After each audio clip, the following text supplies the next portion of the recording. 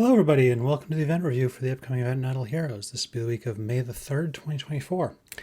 Now unfortunately the English spoilers don't seem to have been posted, but the Chinese ones are plenty readable in this particular case because for the most part it's a basic Imps week. It's got the usual event currency, the usual stuff, no special rewards here, and the heroes that are already previewed in game. But it's a usual Imps event in the sense of the new usual because take a look at this. There's a lot of new things on here. Origin artifacts, pink treasures, orange treasures, and a few things like the Star Spawn cores and the 5-star selection chest got cheaper. So for a free-to-play player who gets 2,700, you can get an orange treasure. You can get a Star Spawn core automatically and then some orbs or scrolls. You can maybe get 2 Star Spawn cores if you've got some universals saved up. You probably don't want to stretch for the pink as free-to-play or the artifact, just like usual. Definitely not the origin artifact, but even as a free-to-play, there's some good stuff here. For a spender, you can get up into this range, and the Moonlight gift that we're going to see in a second is going to help you a lot with that, actually. But yeah, I like this. Imps has not been considered a great event by most established players for a long time. It's good for new players because there's a lot of food you get from it. But once your account's more or less good on food and the things you need start to be cores and subs and stuff like that, there's not really much for you in an Imps week. But treasure's always good. Origin artifacts, the new hotness. And I mean, hey, Star Spawn cores are always a pain in the neck to get. So this is going to be really nice going forward. And this looks like the sort of thing they're going to do permanently. Just because Imps has been ragged on a lot by players for a long time, I think this is probably permanent. The one question I have is what exactly is in these chests. I assume it's a choice chest, just like usual, with the basic ones. You're not going to get festival treasures in these, but there's an outside chance they'll make it random. Depends if they want to lower the value a little bit, because obviously random isn't as good as getting your choice. But even if it's random, I think that 2200 is still going to be pretty appealing to a lot of people.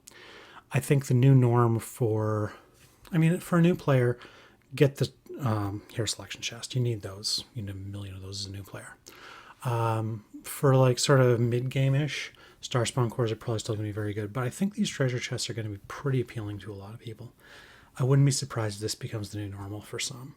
Because there are other ways to get Star Spawn cores. There's also other ways to get treasures, but yeah, an orange treasure is usually worth more than 5 Star Spawn core 6s. So we'll have to see, but I'm liking it so far. Now the other thing is there is this Moonlight event. It goes up to $150, and it's got 5,000 of the event currency here. So like, if you spend $150 on top of everything you normally get, you get an extra origin artifact.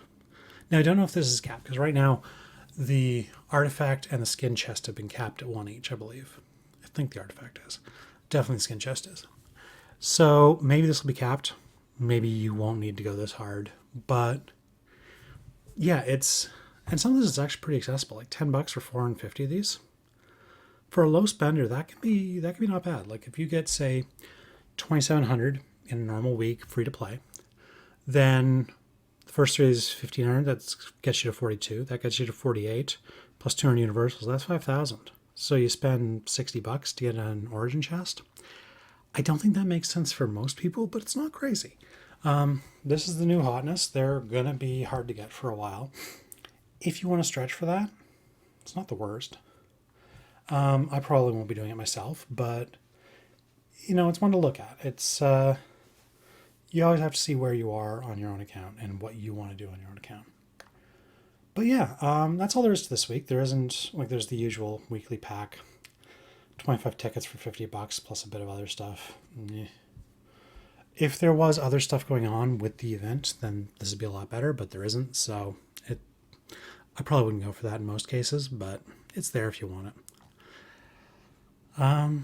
Yeah, so that is the upcoming event. If you're going to spend, I think the current event, the one that's ending today, is still the better choice. But there's some interesting stuff in here. And I think really this is one where the free-to-play side, the low spender side, is going to do very well from this because this is a lot more generous than Imps has historically been.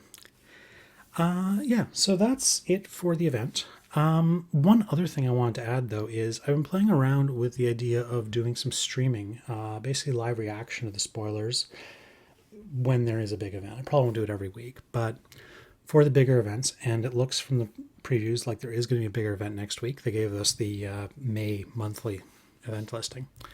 And next week is going to be the new Dark Hero, and next week is going to be, from the looks of it, a fairly large event.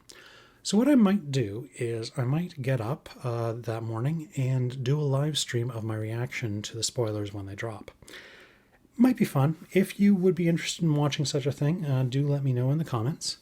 Because frankly, it kind of sucked to do a stream and have nobody show up. But I think it might be interesting. I'll at least give it a try, see how it goes. Yeah, that's about all I've got for today, though. So thanks, and I'll talk to you again next week. Bye.